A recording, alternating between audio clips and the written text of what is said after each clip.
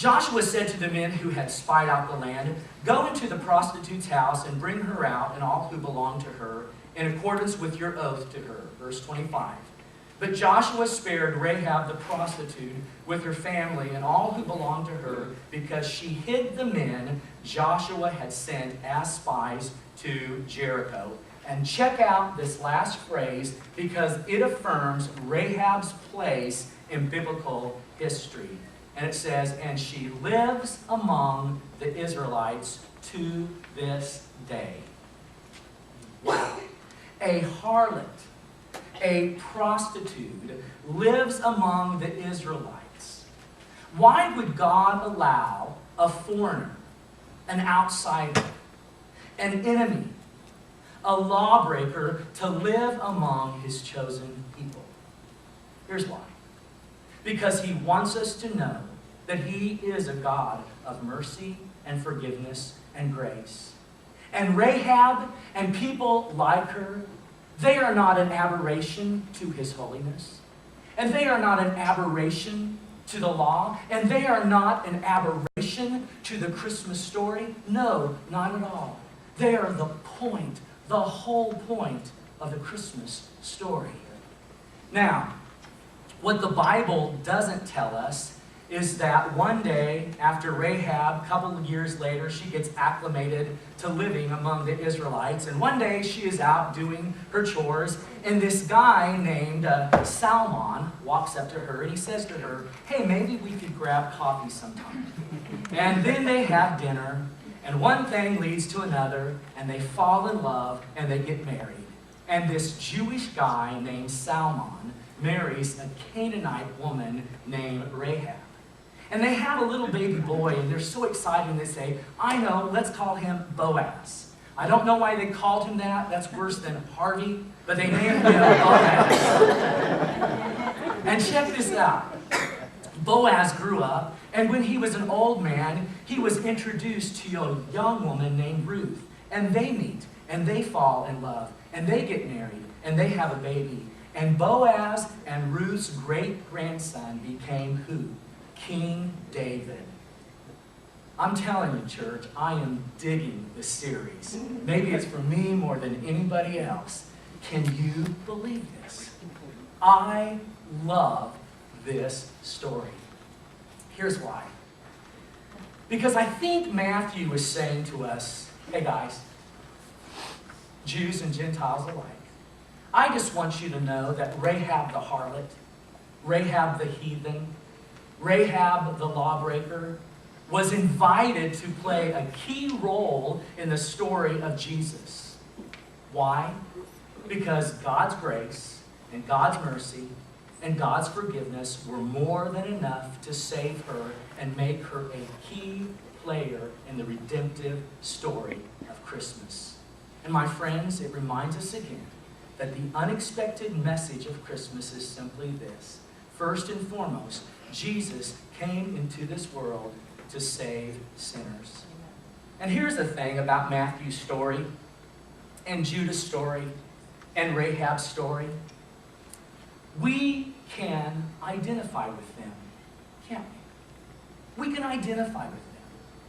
You see, listen, I don't think that the story of Rahab is so far from our story.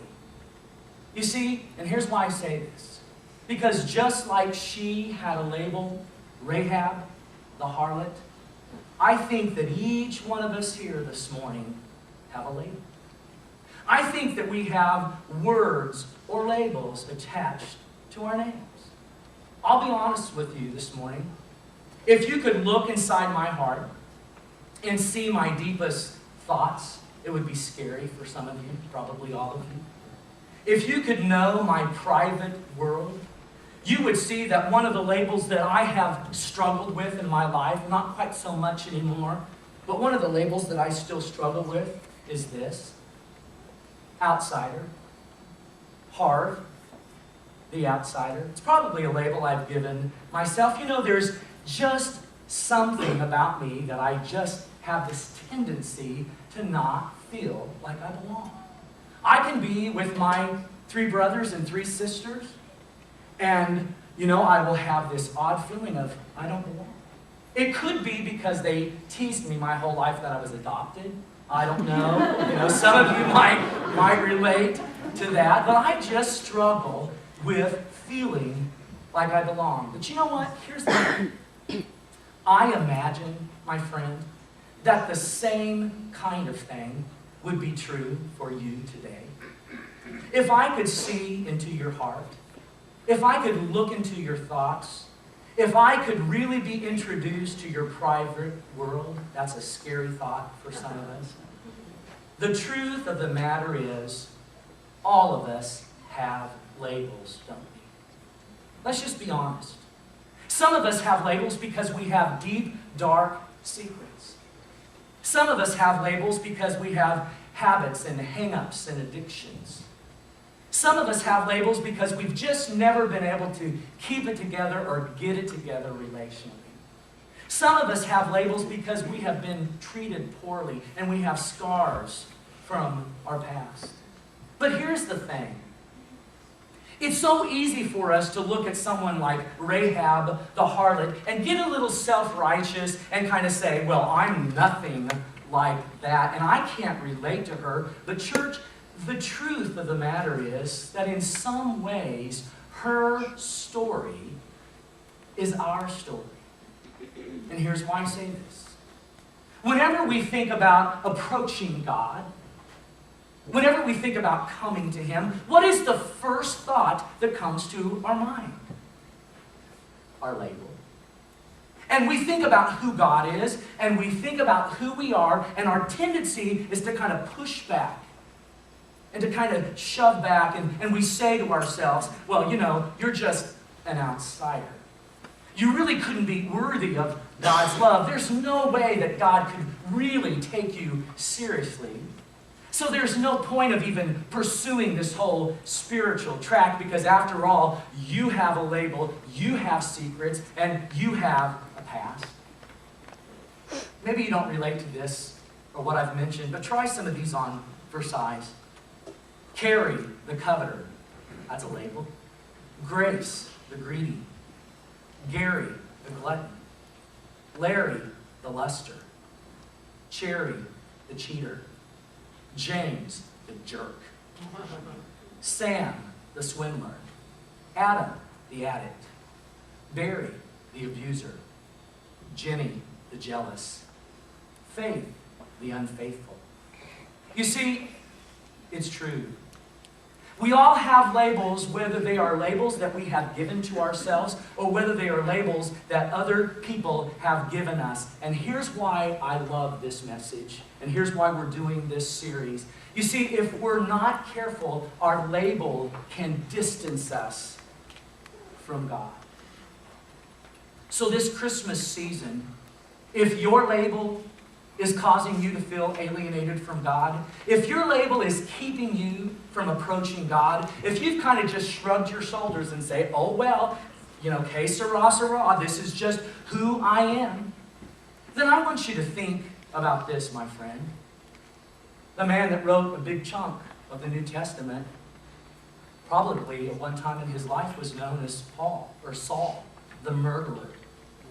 Think about this. Jesus' disciples, they had some labels, didn't they? Thomas, the doubter. Peter, the betrayer. And Matthew, and I relate to Matthew, the tax collector. The lowest of the low. The slimiest kind of sinner. And remember his story? We talked about it 2 years ago. Here he is ripping people off right and left, and Jesus walks right up to him, and guess what? Jesus knew exactly what Matthew's label was, didn't he? But when Jesus came up to Matthew, he didn't say, well, Matthew, once you get a new label, then you can follow me. Matthew, once you get your act together, then you can come and follow me. Jesus didn't say that, did he?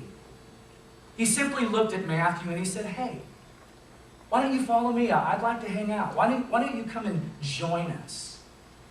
And Matthew became a follower of Jesus Christ. And here's what's cool. His old label had been tax collector. And when he became a follower of Jesus Christ,